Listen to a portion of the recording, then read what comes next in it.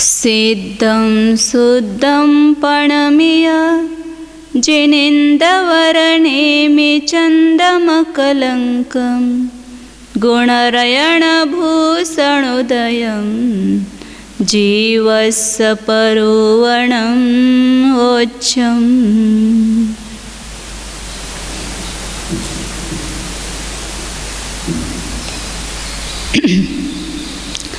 अब 14वीं प्ररूपणा है दर्शन मार्गणा। दर्शन मार्गणा अधिकार में संस्कृत टीकाकार पहले मंगलाचरण करते हैं। 14वां अधिकार होने से यहाँ 14वें तीर्थंकर को नमस्कार किया। हर अधिकार में एक एक तीर्थंकर को नमस्कार किया है। उसको पढ़ते हैं पहले। अनंतानंत संसार सागरोत्तार सेतुकम् अनंतं तीर्थकर्तारं वंदेऽनन्तमुदे सदा।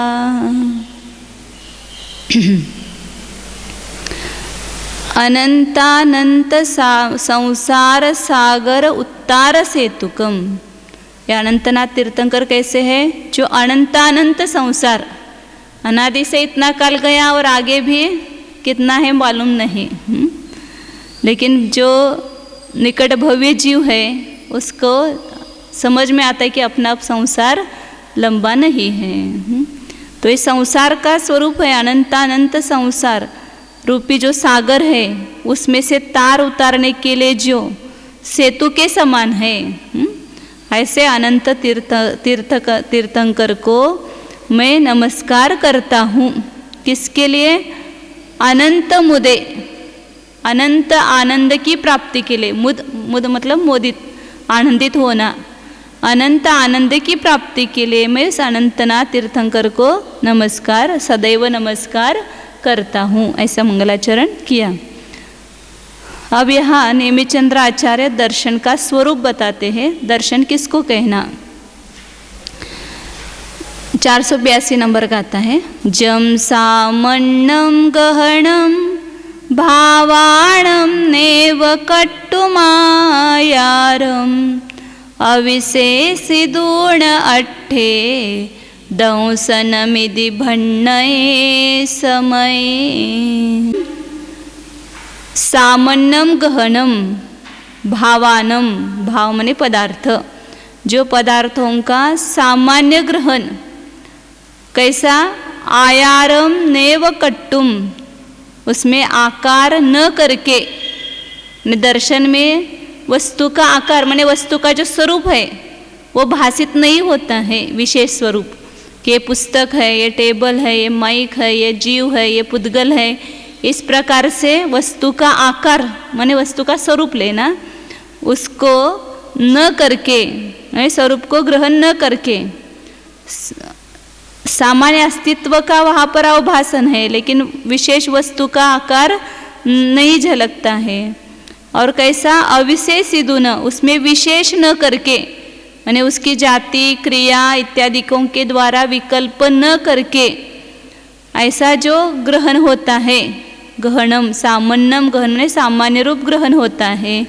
सामान्य का ग्रहण नहीं लेना, ग्रहण का विशेषण है वो सामान्य ग्रहण, मतलब उसमें भेद करके ग्रहण नहीं किया वस्तु में, एक है रूप से उसका केवल अवभाषण किया है। तो उसको दंसनम यदि समये भन्नये, उसको दर्शन ऐसा समय मतलब मत में आगम में कहा है।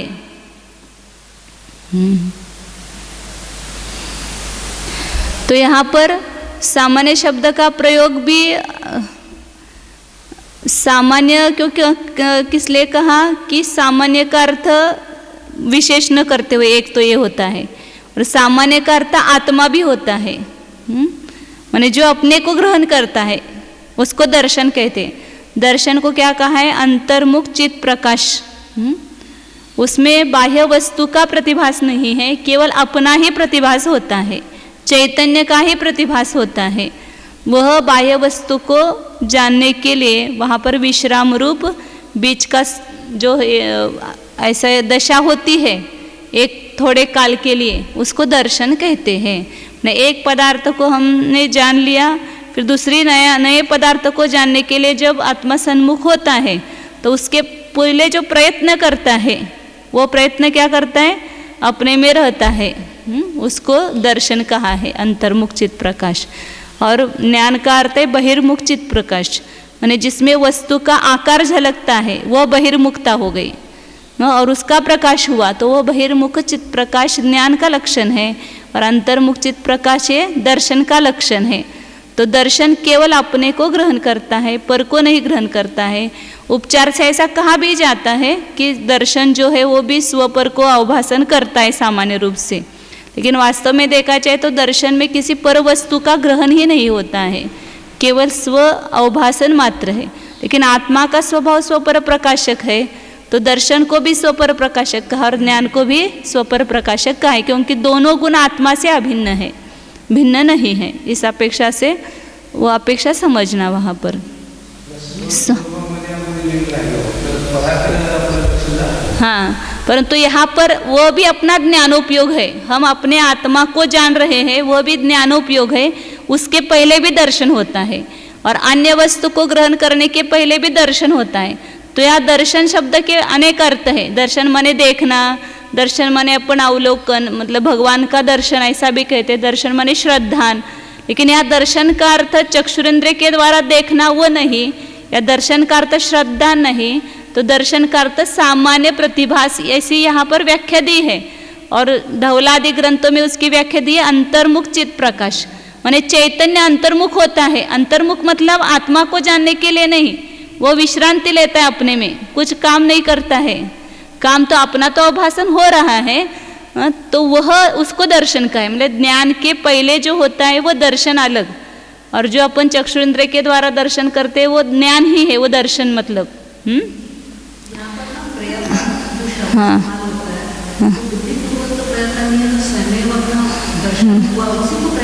हाँ, सिकुड़ लिया ना, इधर से आपने सिकुड़ लिया और अंतर्मुख हो गए तो वह हाँ प्रयत्न बहा, तो जो हाँ इसलिए उसको दर्शन कहते हैं।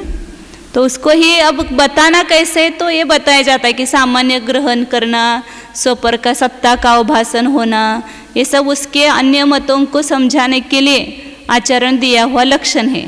वास्तव में उसका लक्षण सही है अंतर्मुख चित्त प्रकाश, माने चैतन्य का अपने अंतर्मुख ही प्रकाशित होना, उसको अंतर्मुख चित्त प्रकाश दर्शन कहते हैं। हाँ, माने अन्य किसी वस्तु का अवभाषण न करके अपना ही अवभाषण करता है वह, तो वह दर्शन है। अब आगे इसी को खुलासा करते हैं आगे की गाथा में, 483 नंबर गाथा।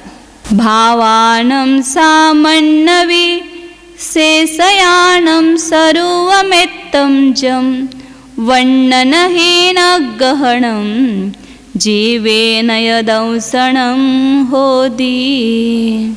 और कहीं ऐसी गलत धारणा भी हो जाती कि सामान्य ग्रहण करना, सामान्य को ग्रहण करना दर्शन और विशेष को ग्रहण करना ज्ञान, तो ये गलत व्याख्या है।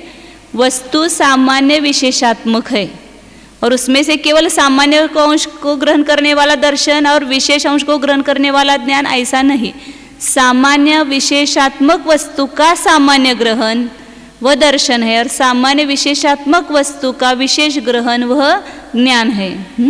तो इसलिए सामान्य विशेषात्मक पदार्थों का जो स्वरूप मात्र कैसा ग्रहण होता है, वर्णनहीन गहनम, उसमें अमुक है इस प्रकार का कोई पर वहाँ वर्णन से रहित ग्रहण, बताना कैसे, वो दर्शन को बता नहीं सकते हैं। इसलिए अनेक माध्यमों से बताने का प्रयास करते हैं कि जो उसमें कुछ भी वर्णन नहीं होता है, अमुक मनुष्य है या ये पुस्तक है, ये जीव है, इस प्रकार का ग्रहण दर्शन में नहीं है। वर्णनहीन ग्रहण होता है, वर्णन से रहित ग्रहण है। ऐसा जो जीव के द्वारा होता है, स्वरूप मात्र का ग्रहण होता है, वह दर्शन है। जहाँ पर भी हमने जाना कि ये मनुष्य है तो उसका विशेष आकार हमने ग्रहण कर लिया, अन्य जातियों से उसको अलग करके उसको ग्रहण किया, तो वह ज्ञान ही हुआ। उसके पहले दर्शन होता है। अब इस दर्शन के 4 भेद किए हैं, उसी का खुलासा अब आगे करेंगे। तो इसमें दर्शन की व्याख्या क्या है कि जो देखता है या जिसके द्वारा देखा जाता है या देखना मात्र, ये 3 साधन करते हैं उसके, कर्तृ साधन, करण साधन और भाव साधन। जिसके द्वारा हम देखते मतलब सामान्य प्रतिभास करते हैं। देखना मतलब आंखों से देखना भी नहीं लेना यहाँ। तो इस प्रकार ये दर्शन कितने प्रकार का है और उसका लक्षण क्या है आगे बताते हैं। 484 नंबर गाता है। चक्षुणजं पयासयि दिस्सैतं चक्षुदंसनं वेन्ति शेषिन्द्रियपयासो नायवोसो अचक्षुति। दर्शन 4 प्रकार का बताया, चक्षु दर्शन, अचक्षु दर्शन, अवधि दर्शन और केवल दर्शन। ये भी ज्ञान का उपचार करके दर्शन में भेद किए हैं। वास्तव में देखा जाए तो दर्शन क्या है, सामान्य प्रतिभास को है, अंतर्मुख चित्त प्रकाश है। उसमें चक्षु अचक्षु ऐसे भेद कैसे होगा? चक्षु इंद्रिय के द्वारा भी दर्शन नहीं होता है, ना अचक्षु मतलब बाकी के इंद्रियों के द्वारा। लेकिन उस इंद्रियों के द्वारा जो ज्ञान होता है उसके पहले जो दर्शन हुआ तो उस दर्शन को भी वो नाम दे दिया। हम अभी आँख से देखते हैं कि ये सफ़ेद है, तो ये चक्षुरेंद्र के द्वारा हमारा क्या हुआ, जानना हुआ। तो उसके पहले दर्शन होता है, क्योंकि दर्शन हुए बिना ज्ञान नहीं होता, ये नियम है। लेकिन वो दर्शन उपयोग का काल बहुत कम है, छोटा है, वो अपनी पकड़ में नहीं आता है छद्मस्त जीवों को कि अभी दर्शन हुआ और अभी ज्ञान हुआ। डायरेक्ट अपने को ज्ञान ही समझ में आता है। इसलिए वो उस ज्ञान का उस दर्शन पर उपचार करके उस दर्शन को भी क्या कहा गया, चक्षु दर्शन। चक्षुणजं पयासयि दिस्सयि तम चक्षुदंसनं वेन्ति। जो चक्षु के द्वारा, चक्षु इंद्रिय के द्वारा प्रकाशित होता है वो चक्षु दर्शन है। मतलब चक्षु इंद्रिय जन्य ज्ञान के पहले जो सामान्य स्वशक्ति का अनुभव होता है और जो चक्षु ज्ञान की उत्पत्ति में कारण है, दर्शन जो है ज्ञान में कारण बताया गया ना, कारण है, निमित्त है, वह चक्षु दर्शन है, ऐसा लगाना।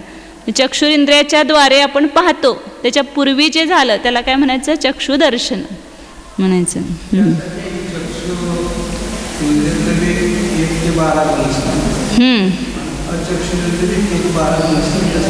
बरोबर है, बरोबर। और शेषेन्द्रिय पयासो नायवो सो अचक्षुति, और बाकी के इंद्रियों का जो प्रकाश है वह अचक्षु दर्शन है। 1 मिनट बंद कर। ने निर्णय किया कि ये पेंसिल है तो ये ज्ञान ही हुआ। दर्शन में निर्णय नहीं होता है, उसमें बाह्य वस्तु का किसी का भी निर्णय नहीं है, ना आत्मा का भी निर्णय। आत्मा मतलब जो सामान्य विशेषात्मक अपना आत्मा, अनंत गुणों का पिंड, उसका भी निर्णय नहीं है उसमें। हाँ, तो चैतन्य, वो यहाँ पर स्वरूप मतलब वो चैतन्य अपने में रहता है, बस उसको अंतर्मुख चित्त प्रकाश या स्वरूप का अवभाषण ऐसा कहते हैं। शेषेन्द्रिय पयासो, बाकी के इंद्रियों का जो प्रकाश, ना अन्य इंद्रियों के द्वारा जो ज्ञान प्रवृत्त होता है, मति ज्ञान, उसके पहले भी दर्शन होता है। जैसे हमने जाना कि पानी गर्म है, टच करके, हाथ से टच करके जानते हैं ना स्पर्शनेंद्रिय के द्वारा कि पानी गर्म है, तो उसके पहले भी दर्शन होता है, उसको अचक्षु दर्शन कहते हैं। और जैसे कोई अपन टेस्ट करते हैं, जीवा इंद्रिय पर रखते हैं, तो ये मीठा है ऐसा जाना, तो उसके पहले भी दर्शन हुआ, तो उसको क्या नाम देंगे, तो उसको अचक्षु दर्शन नाम दे दिया। वास्तव में दर्शन तो दर्शन है, लेकिन ज्ञान आगे चक्षुरेंद्रिय की ज्ञान की उत्पत्ति में, अचक्षुरेंद्रिय के ज्ञान की उत्पत्ति में वह कारण हो गया। बाकी चक्षु को छोड़कर अन्य इंद्रियों को अचक्षु में डाल दिया। जो चक्षु नहीं है उसको अचक्षु कहते हैं। स्पर्शनेंद्रिय, रसनेंद्रिय, घ्राणेंद्रिय और कर्णेंद्रिय और मन, इनके द्वारा जो दर्शन होता है, मतलब ज्ञान होने के पहले स्वरूप का अवभाषण होता है, उसको अचक्षु दर्शन कहते हैं। तो इस प्रकार ये, और हम व्यवहार में इन 5 इंद्रियों से देखना का प्रयोग करते हैं। जैसे कहते हैं ना, हमारे मराठी में तो कहते, हिंदी में भी कहते होंगे, जैसे पानी गर्म हुआ क्या देखो, ऐसा बोलते हैं।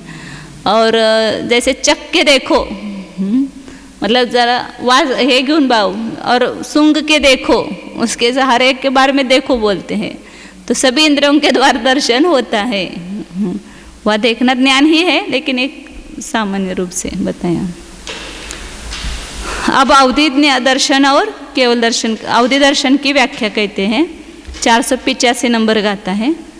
परमाणु आदियायिम अंतिम खंदंति मुत्तिदौवायिम तम ओहि दंसणम पुण जंपसैतायि पच्चखम। दर्शन अवधि ज्ञान के पूर्व जो होता है उसको अवधि दर्शन कहते हैं।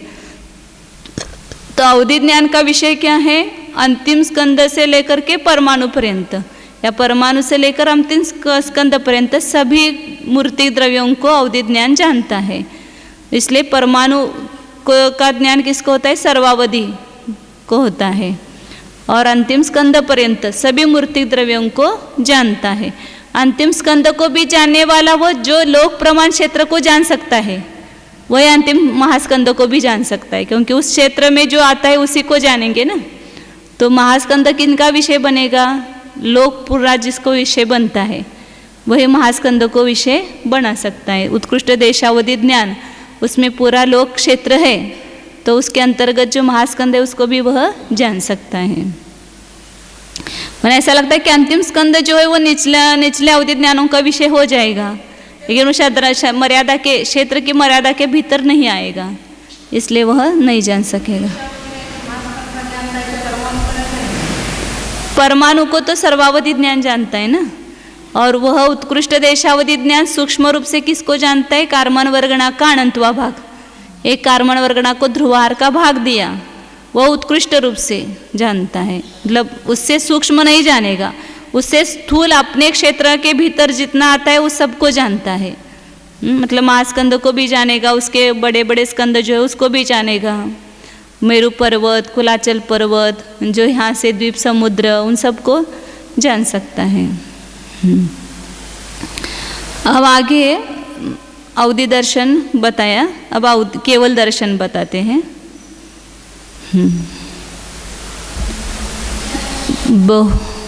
486 नंबर गाता है। बहुविह बहुपयारा उज्जो वा परिमेयम्मि खेत्तम्मि लोगालोग वितिमिरो जो केवल दंसणुज्जो। केवल दर्शन उपयोग जो है, केवल दर्शन का उद्योत, उसका प्रकाश कितना है? मतलब ज्ञान को एक प्रकाश की उपमा दी जाती है। ऐसे जड़ प्रकाश के समान ज्ञान प्रकाश नहीं है, लेकिन उसमें सब कुछ झलकता है। तो केवल दर्शन जो है वो संपूर्ण लोकालोक को देखता है। तो लोग अलोक वितिमिरो, लोक और आलोक में वह तिमिर मतलब अंधकार से रहित है, उन्हें उसका प्रकाश संपूर्ण लोक और आलोक में है। और बाकी जितने भी उद्योत है, दो में तुलना की है, केवल दर्शन रूप उद्योत और अन्य उद्योत, रत्न है, हीरा, माणिक इत्यादि के जो प्रकाश है वो सब कैसे हैं? बहुविह बहुपयारा उज्जवा, अनेक प्रकार के तीव्र मंद मध्यम आदि के भाव से अनेक प्रकार के, अनेक प्रकार मतलब चंद्र, सूर्य, रत्न इत्यादि के जो प्रकाश के प्रकार है वे सब परिमेयम्मि क्षेत्र में, परिमित क्षेत्र में ही उनका उद्योत है, प्रकाश है। रत्न का प्रकाश कितना? वो जहाँ तक उसकी किरणें फैलती है वहाँ तक है। सूर्य का प्रकाश कितना कि जैसे जम्बू द्वीप में है तो उतना ही उसका फैलाव है, उसका उद्योत है। लेकिन केवल दर्शन का उद्योत कितना है? संपूर्ण लोक और आलोक में है। संपूर्ण लोक और आलोक में वह अंधकार से रहित है, मतलब प्रकाश स्वरूप है। ऐसा यह अन्य प्रकाशों की जिसको हम उपमा नहीं दे सकते हैं। केवल दर्शन सूर्य के समान है ऐसा कहेंगे तो उसकी हमने कीमत कम की, क्या बोले, वैल्यू ही उसकी हमने पहचानी नहीं। कोई अब्जोपति उसको लखपति कहे तो अच्छा लगेगा क्या उसको? हो गया क्या? ये हमारी स्तुति नहीं, ये तो हमारी निंदा हो गई। ऐसे केवल दर्शन को हम कहेंगे कि सूर्य के समान है या चंद्र के समान है तो उसकी वैल्यू नहीं है। केवल दर्शन की महिमा हमने पहचानी नहीं। उसका तो प्रकाश कैसा है? अनुपमेय है, अन्य प्रकाशों की उसको उपमा दे नहीं सकते हैं। यही उसकी स्तुति है वास्तव में। बोलते ना भगवान आपकी स्तुति हम शब्दों से नहीं कर सकते हैं, यही वास्तव में भगवान की स्तुति है। तो ये इस प्रकार केवल दर्शन रूपी प्रकाश है। अब आगे संख्या बताते हैं 2 गाथाओं के द्वारा दर्शन मार्गणा में। चक्षुदर्शनी जीव कितने हैं, अचक्षुदर्शनी जीव कितने हैं, अवधि दर्शनी और केवल दर्शनी, उनकी संख्या बताते हैं। 487 नंबर गाथा है। जोगे चौरखाणम पच्छखाणं च खीनचरिमाणं चक्षुण मोहि केवल परिमाणं ताननानं व। अभी बताया था ना, पहले गुणस्थान से लेकर शीन कषाय पर्यंत गुणस्थानवर्ती जीव। चक्षुदर्शन चक्षुदर्शन 12वें गुणस्थान तक है, और चक्षुदर्शन एकेंद्र से लेकर है और चक्षुदर्शन चतुरिंद्रिय से लेकर के है, क्योंकि जिनको चक्षु होगी उनको ही चक्षुदर्शन कहा जाएगा। तो त्रिंद्र तक के जीवों को केवल अचक्षुदर्शन है, चक्षुदर्शन नहीं है। तो यहाँ 12वें गुणस्थान तक के जीवों को चक्षुदर्शन है। तो उसमें भी अब 2 भेद करेंगे, एक शक्तिगत चक्षुदर्शनी और व्यक्तिगत चक्षुदर्शनी। चक्षुदर्शन की शक्ति तो है लेकिन वहाँ व्यक्त नहीं है, और जहाँ पर व्यक्त होती है वो व्यक्तिगत चक्षुदर्शनी है। मतलब जितने भी चतुरिंद्रिय लब्ध पर्याप्तक जीव, जो एक श्वास में 18 बार उनका जन्म मरण होता है, तो वो चतुरिंद्रिय है, चक्षु उनको है, लेकिन वहाँ पर उसकी व्यक्ति नहीं होगी, क्योंकि उसके पहले ही मर जाएगा ना। वह इंद्रिय पर्याप्ति पूरी होने के पहले या आगे की पर्याप्ति पूरी होने के पहले ही उसका मरण हो जाता है, इसलिए चक्षुदर्शन की व्यक्ति नहीं होती है, उसमें केवल शक्ति है। तो चक्षु उसको कहेंगे शक्तिगत चक्षुदर्शनी, लब्ध पर्याप्तक जीव, चतुरिंद्रिय और पंचेंद्रिय। और व्यक्तिगत चक्षुदर्शनी कौन, पर्याप्तक चतुरिंद्रिय और पंचेंद्रिय जीव। इनमें चक्षुदर्शन व्यक्त प्रकट भी होता है। तो यहाँ द्विंद्रिय, त्रिंद्रिय, चतुरेंद्रिय और पंचेंद्रिय, इनका जो जोड़ है उसको ये जहाँ जोगे का अर्थ क्या लेना, इन चारों इंद्रियों वाले जीवों की संख्या का जोड़, उसमें उसको ही क्या कहा यहाँ पर, चक्षुदर्शनी कहा। और कहा क्षीण चरिमानम, मतलब क्षीण कषाय पर्यंत के जो चतुरिंद्रिय और चौरखाण मतलब 4 इंद्रिय, पच्चखाण म्हणजे पंचेंद्रिय, इन दोनों का जो जोड़ होगा उसको चक्षुदर्शनी जीवों की संख्या कहें। मतलब कुल जितने भी चतुरिंद्र और पंचेंद्रिय जीव है उनमें चक्षुदर्शन पाया जाता है। तो शक्तिगत चक्षुदर्शनी में क्या करेंगे, केवल लब्ध पर्याप्तक जीव लेंगे, और व्यक्तिगत चक्षुदर्शनी में केवल पर्याप्त जीव लेंगे। पर्याप्त चतुरिंद्रिय पंचेंद्रिय, इनका जोड़ करेंगे, उसको अभी दिखाते 2 मिनट में। और केवल ओही केवल परिमाणम तान नानम व। अवधि दर्शनी कितने हैं, तो जितने अवधि ज्ञानी उतने अवधि दर्शनी, क्योंकि जिनको अवधि ज्ञान होता है उसके पहले अवधि दर्शन होता है। और जितने केवल ज्ञानी उतने ही केवल दर्शनी है, क्योंकि जिनको केवल ज्ञान है उनको ही केवल दर्शन पाया जाता है। इसलिए अवधि ज्ञानियों की जो संख्या बताई वही यहाँ पर अवधि दर्शनी जीवों की संख्या समझना, और केवल ज्ञानियों की संख्या वही अवधि दर्शनी केवल दर्शनी जीवों की संख्या है। अब यहाँ पर चक्षुदर्शनी कितने हैं उसको निकालते 2 मिनट में। मुख्य बताया है श्रुत ज्ञान उपयोग को, लेकिन लब्धि रूप से वहाँ पर अभी जैसे जहाँ तक उसका अस्तित्व पाया जाता है ना, ज्ञानावरण और दर्शनावरण का, वहाँ तक सभी ज्ञान और दर्शन है, लेकिन उपयोग रूप से वह नहीं होगा। अब जैसे अवधि ज्ञान और मनपरे ज्ञान है कि नहीं उनको, तो लब्धि रूप है, वहाँ पर व्यक्त नहीं है, मतलब वो उपयोग नहीं है वहाँ पर अवधि ज्ञान में और मनपरे ज्ञान में। ऐसे चक्षुदर्शन और चक्षुदर्शन का उपयोग नहीं है, लेकिन जो श्रुत ज्ञान उनको पहले हुआ है तो मति ज्ञान पूर्वक हुआ है, और मति ज्ञान जो होता है वह जक्ष दर्शन पूर्वक होता है, इसलिए दर्शन का लब्धि रूप से सद्भाव है। अभी यहाँ पर भी अपन एक समय में एक अपने को उपयोग सब नहीं होते ना, ज्ञान उपयोग के समान दर्शन लब्धि रूप है और दर्शन उपयोग के समान ज्ञान लब्धि रूप है। केवल जीव है, एक चक्षुदर्शनी में 2 प्रकार की है, शक्तिगत चक्षुदर्शनी,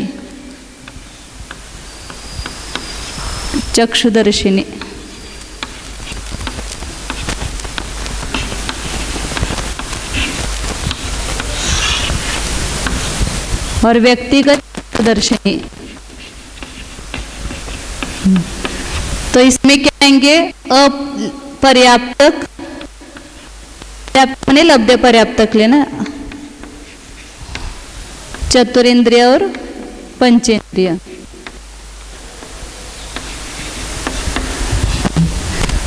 और व्यक्तिगत में पर्याप्तक, चतुरेंद्रिय और पंचेंद्रिय लेना है। तो इनकी संख्या कैसे निकालेंगे अपर्याप्तक, चतुरेंद्रिय, पंचेंद्रिय की? तो कुल जो द्विंद्रिय से लेकर के पंचेंद्रिय तक जो अपर्याप्तक जीवों की संख्या है उसमें से द्विंद्रिय और त्रिंद्रिय घटा देंगे। तो शेष बचे हुए कौन है? चतुरेंद्रिय और पंचेंद्रिय है। तो वहां पर ये त्रैराशि करेंगे कि संपूर्ण तरह से जीव मतलब प्रमाण राशि, इच्छा राशि,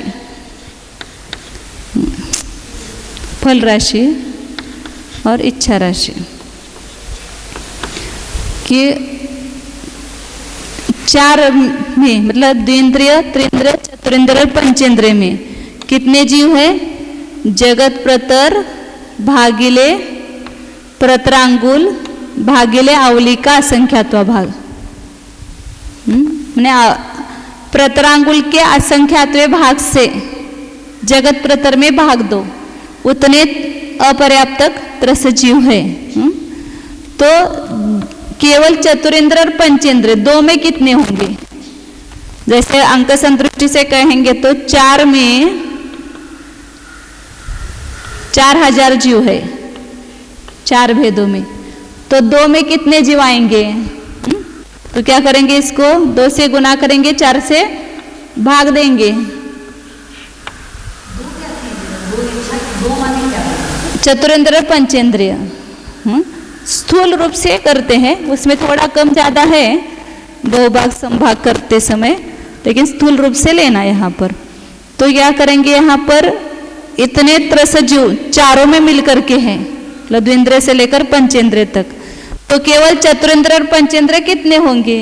तो इसमें क्या करना? फल और इच्छा का गुना करना और प्रमाण का भाग देना, बस यहाँ कुछ नहीं करना। ये 4 इधर दे दिया, जैसे 4 का भाग दे दिया तो यह कितना आएगा? 1000 और इसको 2 से गुना करेंगे तो 2000। ऐसे आज कुल त्रस जीव अपर्याप्तक जीव उनको 2 से गुना किया, 4 से भाग दिया और 2 से गुना किया, तो ये क्या हो गए? चतुरेंद्र और पंचेंद्र जीवों का प्रमाण आया। इसमें से ये सब मिलाकर के है इतने, पर्याप्त और अपर्याप्त दोनों मिलाकर के इतने त्रस जीव है।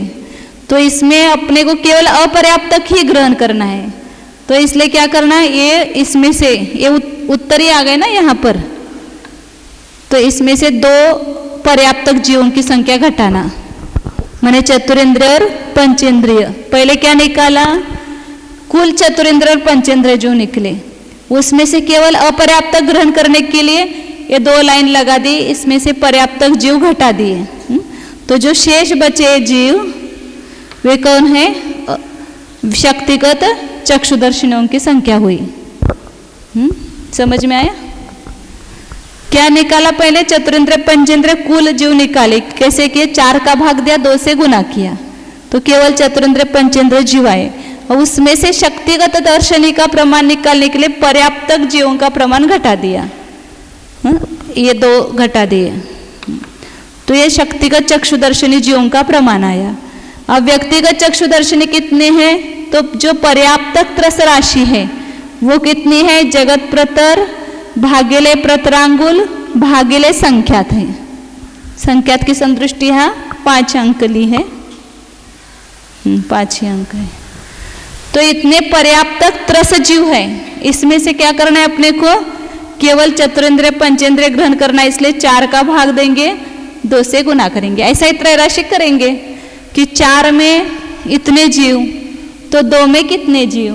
तो 4 का भाग दिया और 2 से गुना किया, ये कौन हो गए? व्यक्तिगत चक्षुदर्शिनी का प्रमाण हो गया। ये शक्तिगत चक्षुदर्शिनी और ये व्यक्तिगत चक्षुदर्शिनी। त्रस पर्याप्त राशि है ये, और ये पूरी त्रस राशि है। पूरी त्रस राशि ली, इसलिए इसमें से पर्याप्तक का प्रमाण कम करने के लिए 2 लाइन लगाई।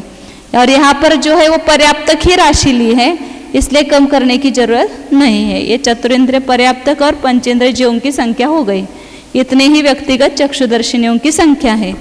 और जो कल अवधि ज्ञानियों की संख्या निकाली थी वो कितनी थी? पल्य भागिले असंख्यात, और उसको असंख्यात का भाग दिया और 1 कम असंख्यात से गुना किया। हमने बहुभाग जीव आ गए समझो इसमें। और उसमें से वापिस संख्यात मनुष्यों को कम किया। तो ये जो शेष बचे हुए जीव है वे अवधि दर्शनी जीवों की संख्या, कल इसका निकाला था प्रमाण। और अवधि ज्ञानी जीव कितने हैं? सिद्ध अधिक 13वें 14वें गुणस्थानवर्ती जीव संख्यात। 3 मतलब सिद्ध, और ये संख्यात 13वें 14वें गुणस्थानवर्ती जीव, ये केवल दर्शनी जीवों की संख्या है। और अचक्षुदर्शिनी की संख्या भी अगले गाथा में बताएंगे। अचक्षुदर्शिनी कितने हैं? तो एकेंद्र से लेकर 12वें गुणस्थान तक के सभी जीव अचक्षुदर्शिनी हैं। तो कुल संसार राशि में से थोड़ा सा कम करेंगे। संसार राशि की संदृष्टि 13, इसमें से कुछ कम किया है। कुछ कम मतलब क्या कम किया? 13वें 14वें गुणस्थानों की संख्या कम की। बाकी सब एकेंद्र से लेकर के 12वें गुणस्थान तक सभी जीव अचक्षुदर्शिनी है। एकेंद्रियों में भी तो वही अगली गाथा में बताते हैं। दोनों का जोड़ करो तो भी निकलती है, लेकिन वो सब वापिस यहाँ पर बताना मुश्किल है ना, इसलिए पर्याप्तक चतुरेंद्रिय पंचेंद्रिय 13 मध्ये 13वें 14वें गुणस्थानवरती जीव कम किए, वहाँ पर अचक्षुदर्शन नहीं है।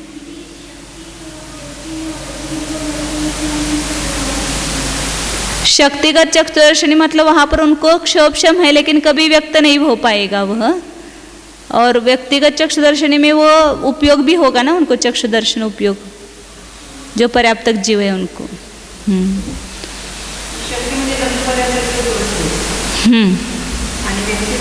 पर्याप्तक सभी जीव लेना।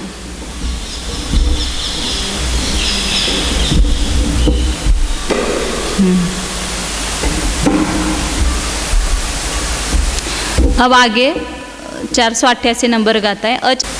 इंद्रिय बहुदीनम क्षीणकसायन्तनन्तरासीनं जोगो अचक्षुदंसण जीवाणं होदि परिमाणम्।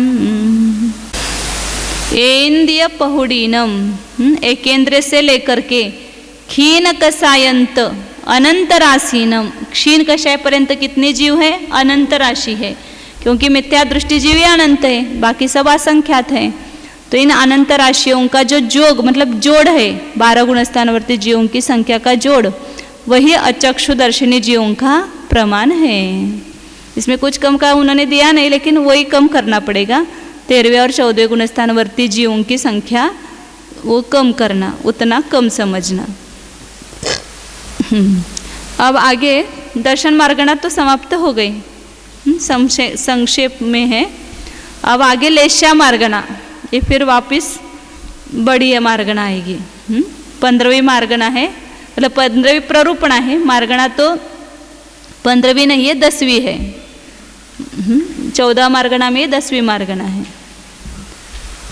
489 उसके पहले मंगलाचरण है।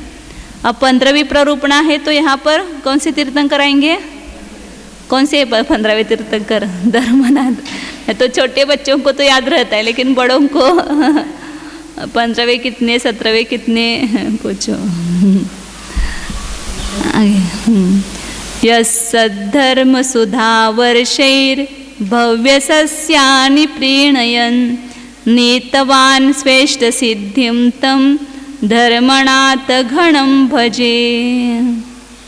घन घन चाहिए वहाँ पर, धन नहीं, धर्मनाथ धन नहीं, घणं भजे। लेशा हे 15वें तीर्थंकर के लिए अच्छा विशेषण दिया है। धर्मनाथ रूपी मेघ का मैं सेवन करता हूँ, उनकी भक्ति पूजा करता हूँ। कैसे वे धर्मनाथ? यह सद्धर्म सुधा वर्षे ही जिन्हों समीचीन रूपी अमृत के वर्षाओं के द्वारा, अमृत की वर्षा करके क्या किया है, भव्य सस्याने प्रीणयन, हम सब धान्य हैं खेती के, फसल उगी है ना, ये किसके पानी से, किन्होंने इसकी वर्षा की है, तीर्थंकरों ने अमृत की वर्षा की, इसलिए हम भव्य जीव रूपी अंकुर पैदा हुए हैं। भव्य सस्याने प्रीणयन, भव्य रूपी धान्य को संतुष्ट करने वाले, ऐसे श्रेष्ठ सिद्धिम नीतवान, अपनी जो इष्ट सिद्धि है उसको उन्होंने प्राप्त किया। ऐसे उस धर्मनाथ मेघ को, मेघ की वर्षा हो और फसल उगे तो उस मेघ का होना सार्थक है ना, और यदि फसल ही नहीं उगे तो उनकी इष्ट सिद्धि कैसे होगी। तो भव्य रूपी जीवों को, धान्य को उन्होंने संतुष्ट किया, खुश किया, तो वे अपने इष्ट सिद्धि को प्राप्त हो गए। ऐसे धर्मनाथ रूपी मेघ को मैं नमस्कार करता हूँ या उनका सेवन करता हूँ, ऐसा कहा। अब यहाँ लेशा का स्वरूप बताते हैं आचार्य। 489 नंबर गाता है। पउत्ति लेसा कसाय उदयानुरंजिया होई, तत्तो दोन्नम कज्जम बंद चौकम समुद्दिट्टम। कषाय के उदय से अनुरंजित योग प्रवृत्ति वह कषाय लेशा है। योग और कषाय इन दोनों का कार्य लेशा है, और लेशा के द्वारा प्रकृति, स्थिति, अनुभाग और प्रदेश चारों प्रकार का बंध होता है। माने योग प्रकृति और प्रदेश बंध के लिए कारण है, और कषाय स्थिति और अनुभाग बंध के लिए कारण है। और इन दोनों क्या मिल करके ही लेशा बने, तो लेशा से चारों बंध हो गए ना, लेशा से चारों प्रकार का बंध हो गया वहां पर। तत्तो दोन्नम कज्जम बंद चौकम समुद्दिटम, उसी का खुलासा किया कि इसलिए इन दोनों का जो कार्य है योग और कषाय का, वह लेशा का कार्य चार प्रकार का बंध जो है वो कहा गया है। योग से प्रकृति प्रदेश बंध और कषाय के उदय से स्थिति अनुभाग बंध होता है, और उस कषाय के उदय से अनुरंजित जो योग प्रवृत्ति ये लेशा का लक्षण किया है, तो उसके द्वारा चार प्रकार का बंध ही करा गया ना, इसलिए लेशा के द्वारा जीव जो है वो लिप्त किया जाता है, या जिसके द्वारा जीव लिप्त करता है स्वयं को, उसको लेशा ऐसा कहना योग्य ही है। ने कर्म बंध हुआ लेशा से, इसलिए लेशा को कहा कि लिंपन करती है वह लेशा है। 491 और 92 गाथा में अब जो लेशा अधिकार में वर्णन करने वाले हैं लेशाओं का, उसकी अनुक्रमणिका है वह। लेशा के संबंध में क्या क्या वर्णन करेंगे, उसके नाम केवल गिनाए हैं, इसमें नाम निर्देश किया है, और उसका क्रम से वर्णन सब आने वाला है आगे, क्योंकि विस्तृत है लेशा वर्णना भी विस्तार से बताई गई है। कौन कौन से हैं अधिकार, उसके नाम बताते हैं। निर्देश मसंकमो कम्मलक्षण गदीय सामी साहण संका खेतम फासम तदो कालो अंतर्भावप्प बहु अह्यारा सोलसाहवंतित्ति लेसान साह नट्ठम जहाँ कमम ते ही ओच्छामि। निर्देश निर्देश, उसके लेशा के नाम बताएंगे। फिर वर्ण, उनका जो द्रव्य लेशा है उसका कलर कौन कौन सा होता है। परिणाम, संक्रम, कर्म, उसका कार्य बताएंगे। फिर लक्षण, गति, स्वामी, साधन, संख्या, क्षेत्र, स्पर्श, तदो कालो, उसके बाद काल, फिर अंतर, फिर भाव, अल्पभूत्व, ये 16 अधिकार है। लेशा का वर्णन करने में 16 अधिकार आएंगे। लेसान साहनटम, लेशाओं को साधने के लिए यथाक्रम ते ही ओच्छामी, उनके द्वारा मैं लेशा का वर्णन, इन 16 अधिकारों के द्वारा लेशा का वर्णन करता हूँ, ऐसे आचार्य ने प्रतिज्ञा की है। अब प्रतिज्ञा के अनुसार पहले निर्देश अधिकार है, तो 6 लेशाओं का नाम निर्देश करते हैं केवल। 493 नंबर का आता है। उलटाला येत नाही तसं ते खाली घेतलं की. बरं असू दे. किन्ना नीला काऊ ते उपमाय सुक्कलेस्साय लेस्साणं निद्देसा छच्चेव हवन्ति नियमेन. कृष्ण नील, काऊ मतलब कापोत या कपोत भी कहते, कापोत भी कहते, दोनों कहते हैं. तेऊ मने तेज, पद्म और शुक्ल ये लेशा का नाम निर्देश है. लेसानम निर्देशा छच्चेव, लेशाओं का निर्देश मतलब नाम ये 6 ही है. नियमेन हवंती, नियम से है. मतलब यहाँ लेशा 6 से अधिक नहीं और कम नहीं है. लेकिन फिर भी यहाँ पर एवकार शब्द से नियम जानते हुए भी पुनः नियम शब्द क्यों दिया है? जहाँ पर एवकार लगा है ना तो इतने ही है, फिर नियम है ना, दो बार हो गया ना, वहाँ पर पिष्ट पेशन जैसा हो गया, पुनः कहने जैसा. लेकिन यहाँ पर उनको आचार्यों को ये उसमें से सूचित करना है कि नैगम नय से लेशा 6 है, लेकिन पर्यार्थिक नय से उसके असंख्यात लोक प्रकार है. ऐसा आचार्यों का अभिप्राय यहाँ ज्ञापित करने के लिए नियमेन यह शब्द पुनः दिया है. लेशा के पोट भेद करेंगे मतलब उसके जो कुल प्रकार है लेशा के, वो कितने असंख्यात लोक प्रकार है ना. ये कृष्ण लेशा सब एक प्रकार की नहीं है, उसमें भी जो षठ स्थान वृद्धियाँ आएगी, उस षठ स्थान वृद्धि से या षठ स्थान हानि से असंख्यात लोक प्रमाण उसके परिणाम बनते हैं. तो इस प्रकार निर्देशाधिकार समाप्त हुआ. अब दूसरा अधिकार कौन सा है? वर्णाधिकार. द्रव्य लेशा, लेशा भी 2 प्रकार की कही गई ना, भावलेशा और द्रव्य लेशा. जो जीव के परिणाम है कषायानुरंजित योग प्रवृत्ति वो भावलेशा है, और जो शरीर का वर्ण है उसको द्रव्यलेशा कहते. वो बताते आगे. 494 नंबर गाता है. वर्णोदयेन जनितो शरीर वर्णोदुदवदो लेसा सा सोढ़ा किन्नादि अनेय भेयास भेयेन. दो वर्ण नाम कर्म के उदय से उत्पन्न हुआ जो शरीर का वर्ण है वह द्रव्य से लेशा है. ये जो शरीर को हमारा रंग है, ये वर्ण है, वो किसके उदय से मिला है? नाम कर्म के उदय से. क्योंकि जो भी शरीर की रचना है उसमें सब में निमित्त नाम कर्म है. तो नाम कर्म में एक वर्ण नाम का नाम कर्म है, वर्ण गंध रस स्पर्श. तो जिस वर्ण नाम कर्म का उदय होगा वैसा वर्ण हमें प्राप्त होगा. हम काले क्यों हो गए? सबको लगता है ना कि गोरा होना चाहिए था, काला क्यों हो गया? तो अपने वर्ण नाम कर्म का वैसा बांधा हुआ है पहले कृष्ण नाम कर्म, तो उसके उदय से काला हुआ है. तो इस प्रकार सा सोढ़ा, वह भी 6 प्रकार की ये द्रव्यलेशा बताई है. कृष्ण मतलब काला, नील मतलब नीला, कापोत मतलब वो जरा चितकबरा ऐसा होता है, उसको बोलते हैं हमारे तपकिरी कलर ऐसा बोलते हैं मराठी में. तपकिरी ऐसा असतो ना याच्यासारखा, कबुतरासारखा.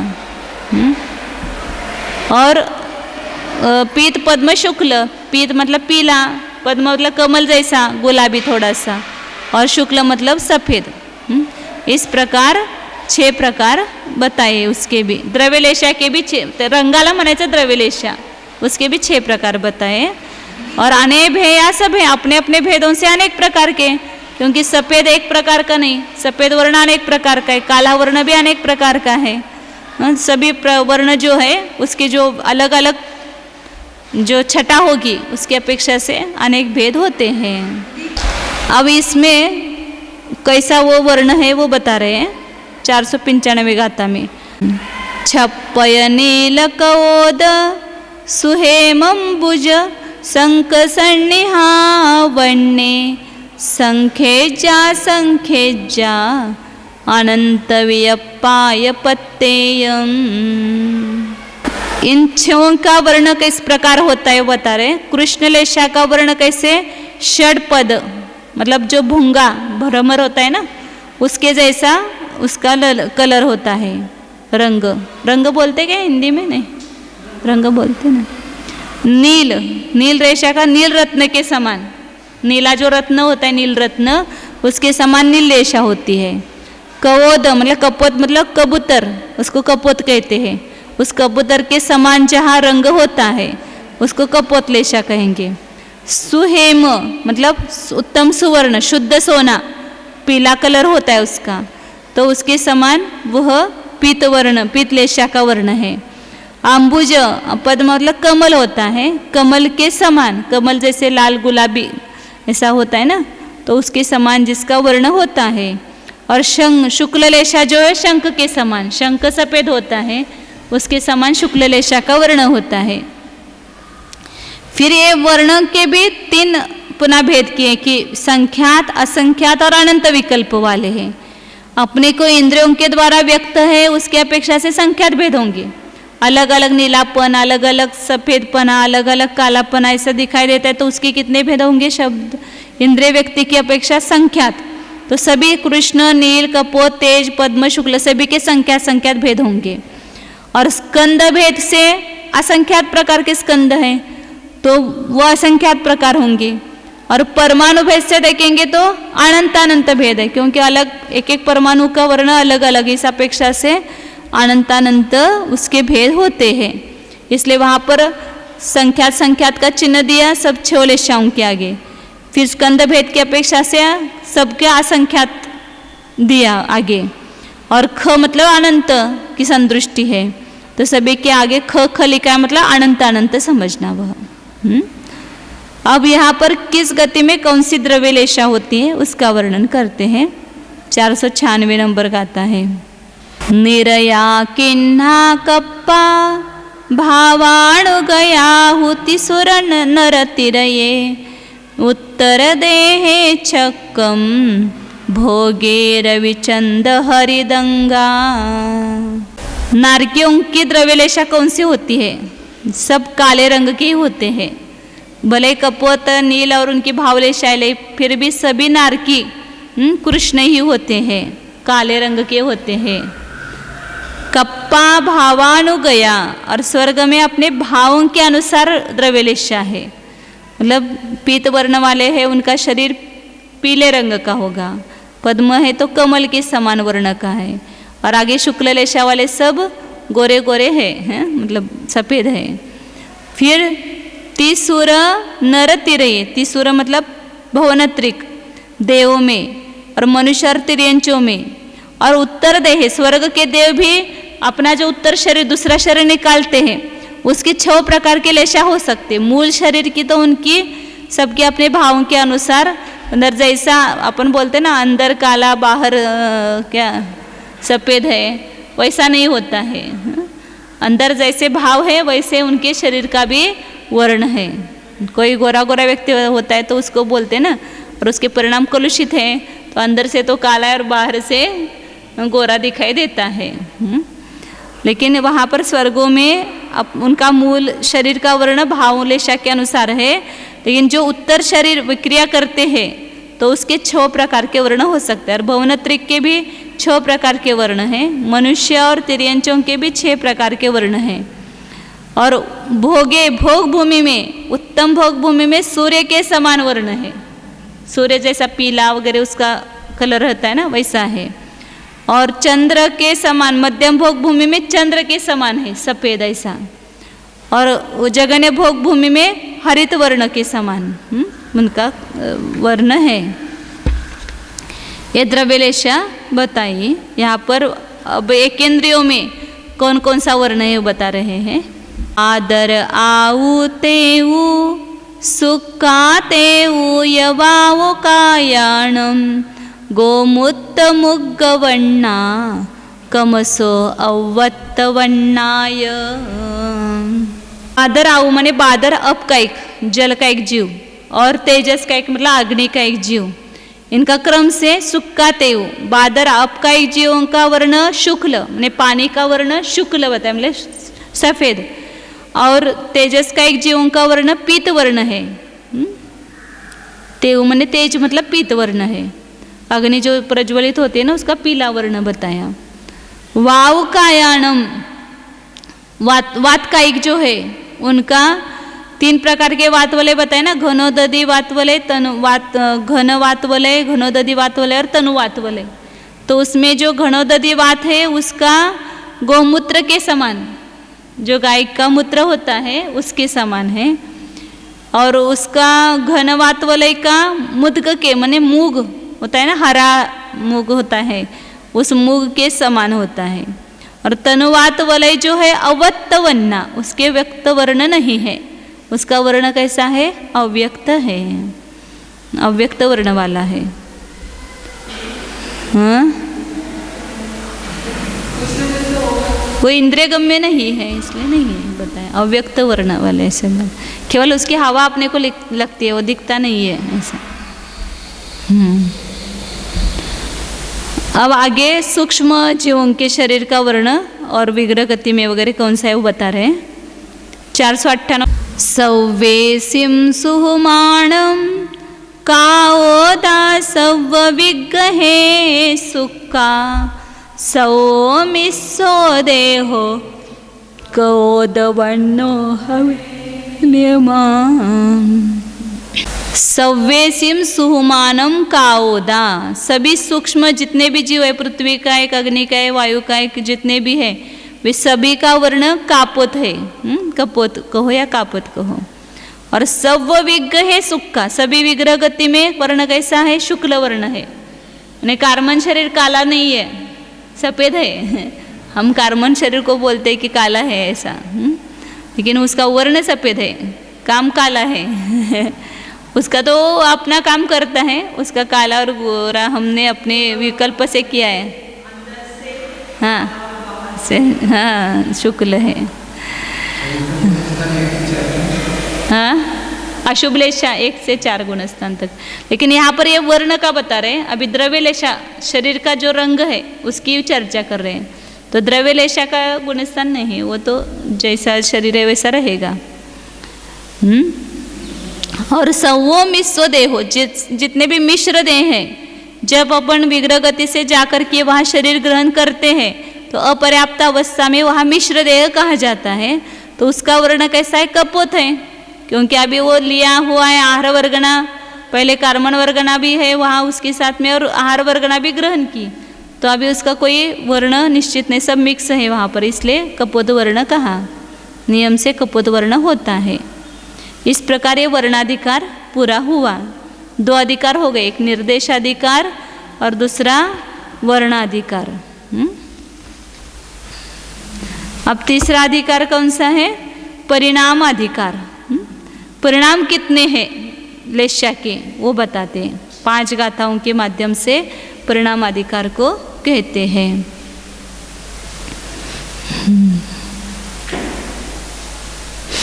499 नंबर गाता है।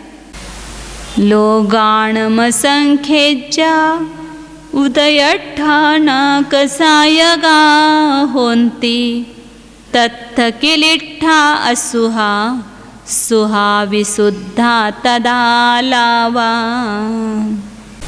पहले कषाय मार्गणा में अपन ने देखा था कि कषाय के उदय स्थान कितने हैं? असंख्यात लोक प्रमाण है, उत्कृष्ट से लेकर जगन्य तक। ऐसे हानि होती गई, कषाय की क्या होती है? हानि होती जाती है अगले अगले भेदों में। तो कषाय के असंख्यात लोक प्रमाण उदय स्थान बताए हैं।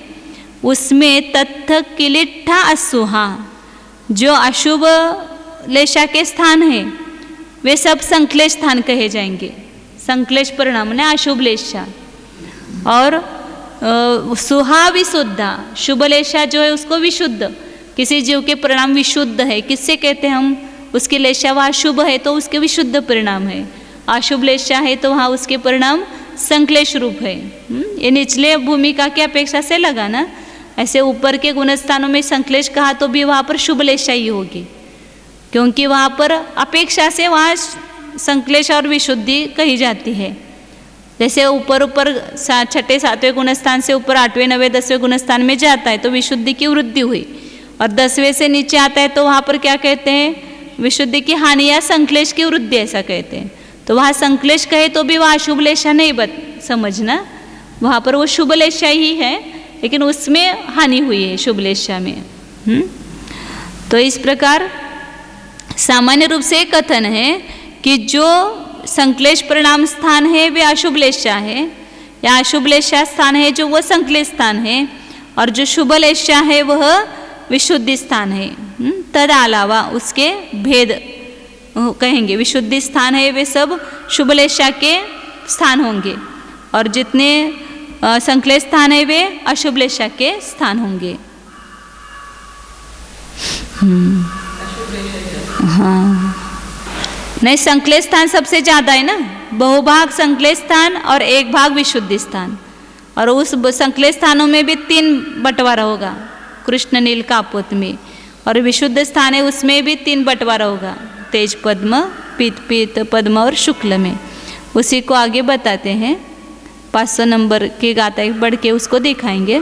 उदय मतलब कषाय की मंदता वह अन्य मतवादी जीवों को भी हो सकती है, जैसे जो अन्य मती साधु वगैरह है, या कोई भी ऐसे एकदम शांत परिणाम वाला है, दयालु है, बहुत परोपकार करता है, किसी के मतलब क्षमा भाव रखता है, तो ऐसे जीवों को भी वहाँ शुक्ललेशा शुभलेशा होती है।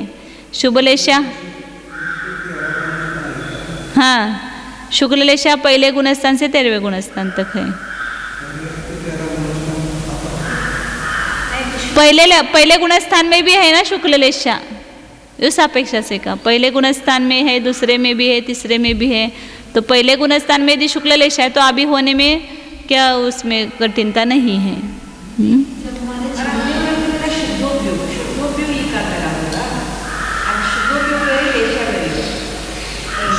शुद्धोपयोग पण होतं की या काळात। हां,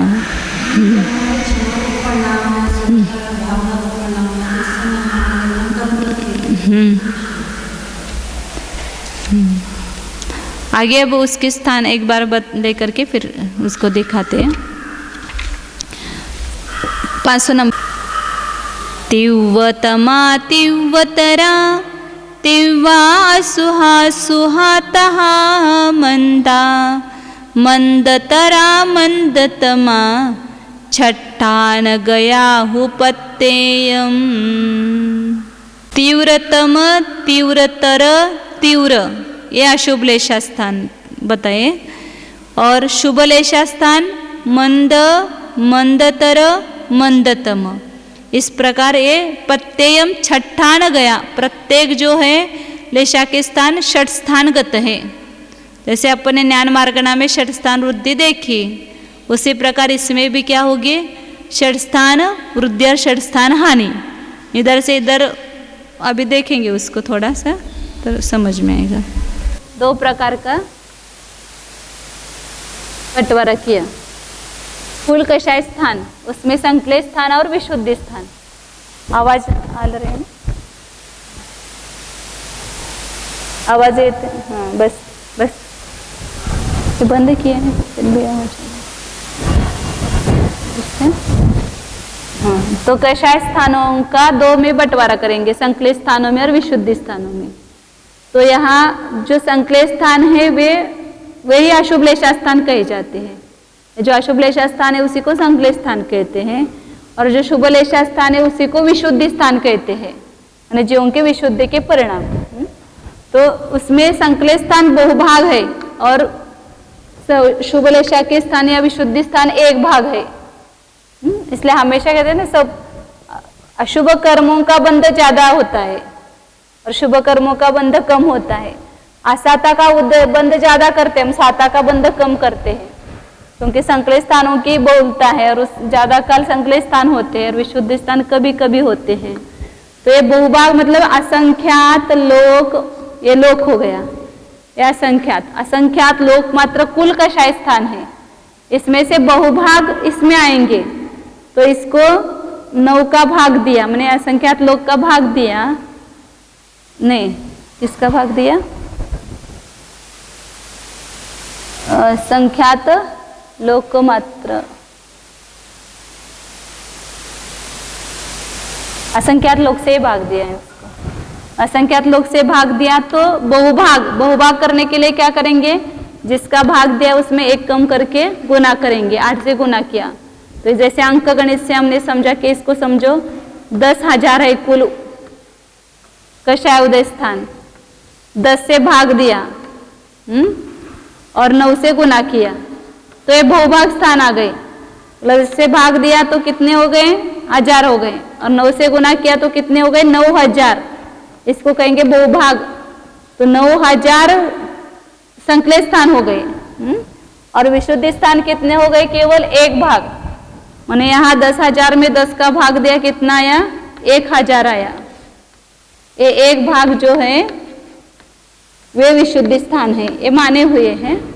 वास्तविक गणित में असंख्यात लोक प्रमाण कषायोदय स्थानों में बहुभाग, वो भी असंख्यात लोक ही होंगे। असंख्यात लोक से भाग दे करके बहुभाग लिया, वे असंख्यात लोक बहुभाग मात्र अशुभ लेशा स्थान मतलब संकलित स्थान है। और 1 भाग मात्र असंख्यात लोक को, केवल असंख्यात लोक का भाग दिया तो 1 भाग मात्र क्या है? शुभ लेशा स्थान है। अब इसमें भी 3 में बंटवारा करेंगे।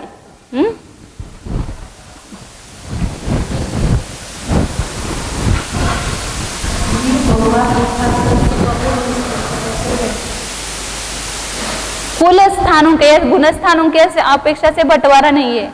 कुल संकलित स्थान जो है वो बहुभाग प्रमाण है, और विशुद्ध स्थान है वो 1 भाग प्रमाण है, सभी गुण स्थानों की मिला करके। अब इसमें भी ये जो अशुभ लेशा स्थान है वे 3 प्रकार के हैं। तीव्रतर, तीव्रतम, तीव्रतर और तीव्र। इसी को क्या कहेंगे? ये तीव्रतम जो है वो कृष्ण लेशा कही जाएगी, तीव्रतर है वह नील लेशा कही जाएगी, और तीव्र है वह मतलब उसमें तीव्रता कम कम होती गई। सबसे जो तीव्र परिणाम आएगा संकलेश का वो पहले स्थान पर आएगा, फिर आगे आगे के जो कषायोदय स्थान होंगे वे हानि रूप होंगे, मतलब अशुभ की हानि होगी। इसलिए यहाँ पर षठ स्थान हानि आएगी, संकलेशों की हानि हो गई, संकलेश थोड़े कम हो गए तो इसका आगे आगे का परिणाम होगा। तो कृष्ण लेशा से हानि हुई तो और नील लेशा हो जाएगी, और नील लेशा की हानि हो गई तो और कपोत लेशा होगी। और इस विशुद्ध स्थानों में भी 3 भेद किए, मंद, मंदतर और मंदतम। यानी विशुद्धि की अपेक्षा से नाम आएंगे। कषाय की अपेक्षा से तो हानि होती गई कषायोदय स्थान की, लेकिन शुभ लेशा पहले मंद है, फिर वो शुभ लेशा बढ़ती गई, मतलब विशुद्धि बढ़ती गई। हानि, कषाय की हानि हुई तो वहां पर कषाय विशुद्धि की वृद्धि हुई है, तो विशुद्धि की वृद्धि हुई, इसलिए यहाँ पर मंद विशुद्धि, उससे ज्यादा मंदतर विशुद्धि, और उससे ही ज्यादा मंदतम विशुद्धि, मतलब विशुद्धि बढ़ती गई है, इसलिए वहां पर कषाय और मंदतम हो गए। यहाँ मंद हो गए, इससे भी मंद यहाँ इस लेशा स्थान में हुए, और उससे भी मंद यहाँ हुए, तो इसी को अपन क्या कहेंगे? पीत, पद्म और शुक्ल। शुक्ल लेशा माने ज्यादा वहां परिणामों की विशुद्धि, कषाय की हानि हुई है ज्यादा, इसलिए वहां पर वो शुक्ल लेशा कही जाएगी। सबसे उत्कृष्ट लेशा कौन सी मानी जाएगी? शुक्ल। उससे पद्म थोड़ी कम है, हीन है, उससे पीत कम है, विशुद्धि कम है उसमें। और संकलेश की अपेक्षा से ज्यादा संकलेश या कृष्ण लेशा में, उससे नील लेशा में कम। ये स्थूल है कथन, ये भी अपने कषाय उदय स्थान में देखा था कि एक ही कषाय के उदय स्थान में 6 प्रकार की लेशा होती है, ये भी देखा है कि कषाय उदय स्थान समान है, समान उदय है, लेकिन लेशा एक प्रकार के नहीं। वहां पर किसी को उस कषाय स्थान में किसी को कृष्ण लेशा भी हो सकती है, किसी को नील लेशा भी हो सकती है, किसी को कपोत लेशा भी हो सकती है, किसी को पीत, किसी को पद्म, किसी को शुक्ल लेशा हो सकती है। जिस जिसके वो योग प्रवृत्ति या उसकी मंद उसके अनुसार या उसके अभिप्राय के अनुसार वहां पर वो लेशा होगी। क्योंकि समान कषाय में हम बुरा भी काम कर सकते हैं और अच्छा भी काम कर सकते हैं। कषाय तो उतना ही है, तो उसी कषाय से आप किसी पर दया भी कर सकते हैं और किसी पर क्रोध भी कर सकते हैं। कषाय की ये तो क्या बोलते हैं, उसकी डिग्री समान है, लेकिन उसी डिग्री में दोनों काम होते हैं। तो वो हमने उसका उपयोग, उस कषाय का उपयोग किसमें किया? हाँ, कषाय का उदय स्थान का उपयोग हमने किसमें किया? लोभ का उदय है, आप उसको पैसा कमाने में लगा सकते हैं या स्वाध्याय में भी लगा सकते हैं। तो वहां पर वो अशुभ में गा जाएगा और ये शुभ में जाएगा। ये भी कषाय है ना, और वो भी कषाय है।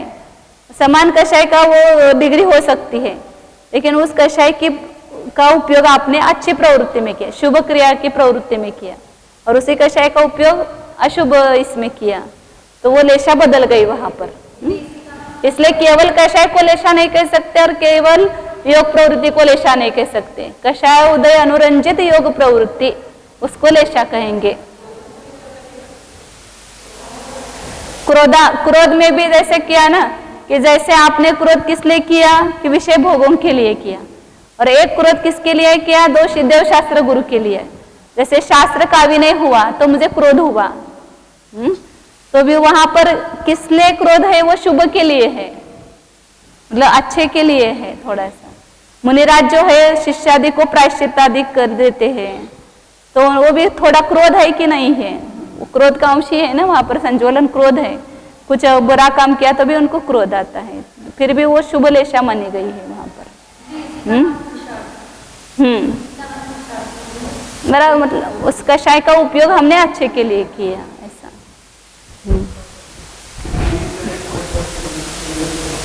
हाँ, पीत अलग है और पद्म उससे भी विशुद्ध स्थान है। गुणस्थान तो अभी बताएंगे, पीत और पद्म दोनों 7वें गुणस्थान तक होते हैं। शुक्ल लेशा 13वें गुणस्थान तक है, और ये 4थे गुणस्थान तक है शुभ लेशा, कृष्ण नील कापुत। ये सब आगे गुणस्थान आदि का रहेगा, तब बताएंगे उसको। यहाँ क्रम से बता रहे हैं। यहाँ पर पहले अब संक्लेश परिणाम कितने हैं, मतलब अशुभ लेशा स्थान कितने हैं और शुभ लेशा स्थान कितने हैं। शुभ लेशा स्थान बहुत कम है, मतलब इसका अर्थ कितना दुर्लभ है वो भी। अशुभ लेशा की तो बहुलता है जीवों में, लेकिन शुभ लेशा की बहुत अल्पता है, तो दुर्लभता कही जाती है उसकी। तो हमारे संक्लेश को छोड़कर हम शुभ रेशा में तो आए पहले, फिर वहां से अपना आगे ये कर सकते हैं। तो अब इसमें जो है, इसमें बंटवारा होगा, संक्लेश स्थानों का बंटवारा इन तीनों में होगा। तो इसका जो संक्लेश स्थान है उसमें से भी बहुभाग स्थान कृष्णलेशा के आएंगे। इसलिए यहाँ पर वापस क्या करेंगे, असंख्यात लोक और ये जो संक्लेश स्थान कुल है इसमें वापस असंख्यात लोक का भाग देंगे और एक भाग अलग रख के बहुभाग कृष्णलेशा के स्थान होंगे। फिर इसको वापस असंख्यात लोक, ये एक भाग है, इसको वापस असंख्यात लोक का भाग दिया, बहुभाग नीलेशा के स्थान होंगे। वापिस उसको एक भाग जो है वह सब कपोतलेशा के स्थान होंगे। नहीं, इसमें अशुभ लेशा में भी ज्यादा शुभ परिणाम ज्यादा है, मतलब तीव्रतम जो स्थान है वो ज्यादा है। अपन भी व्यवहार में भी देखते हैं कि कषायों की तीव्रता ही ज्यादा दिखाई देती सब जगह, और नीलेशा के स्थान उससे कम है, उससे कम कपोतलेशा के स्थान है। अब ये जो विशुद्धि स्थान है इसमें भी ऐसा करना कि जो बहुभाग स्थान है वो पीतलेशा के आएंगे, इसमें वापिस लोक का भाग देना और 8 से गुना करना। असंख्यात लोक एक भाग था, उसको वापिस असंख्यात लोक का भाग दिया, बहुभाग पद्मलेशा के और एक भाग शुक्ललेशा के स्थान है। पढ़ करके हमें ये ख्याल में लाना कि विशुद्धि स्थान भी कितने कम है और इसलिए विशुद्धि स्थान होना बहुत दुर्लभ है।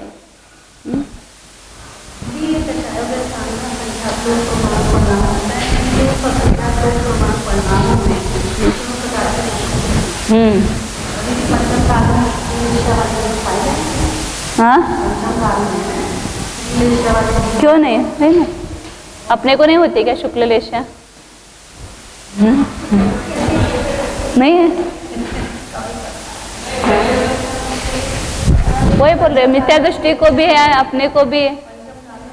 हम भी ध्यान आदि के काल में एकदम मंद कषाय हो जाती है, विशुद्धि बढ़ती है, तो वहां पर भी शुक्ल लेशा होती है।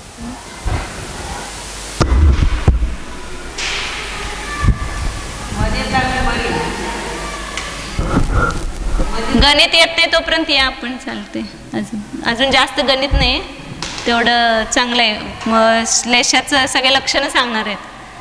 वो लक्षण से हम पहचान सकते हैं ना, हमें कृष्ण लेशा है या कृष्ण कौन सी लेशा है, शुभ लेशा है, तो उसमें से कौन सी है, लक्षण बताएंगे. 1:30 वाजता. हाँ,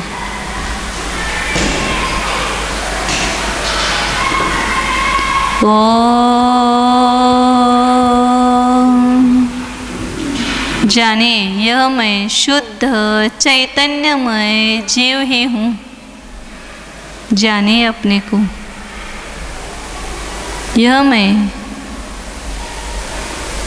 परम पारिणामिक भाव स्वरूप हूँ. कषायों से अत्यंत भिन्न हूँ, योग से भी अत्यंत भिन्न हूँ.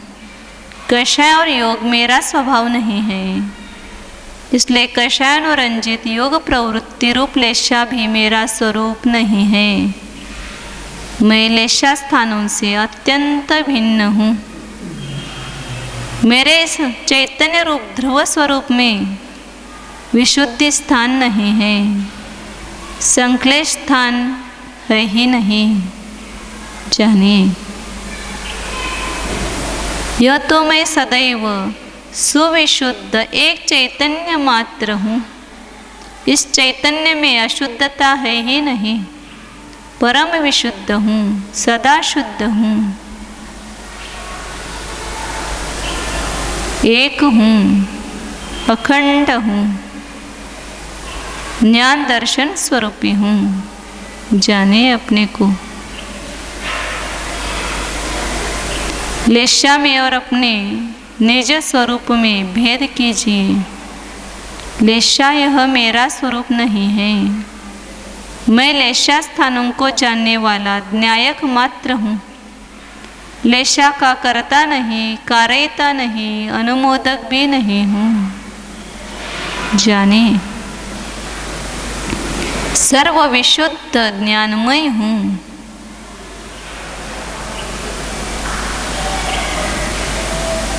चैतन्य सत्ता स्वरूप न्यायक स्वरूप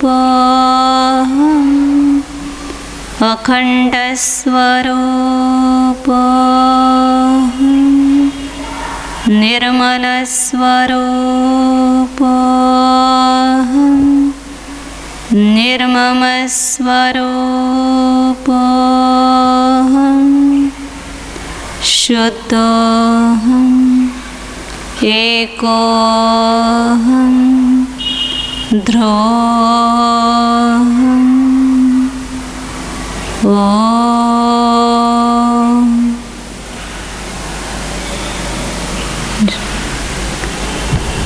विसर्जन.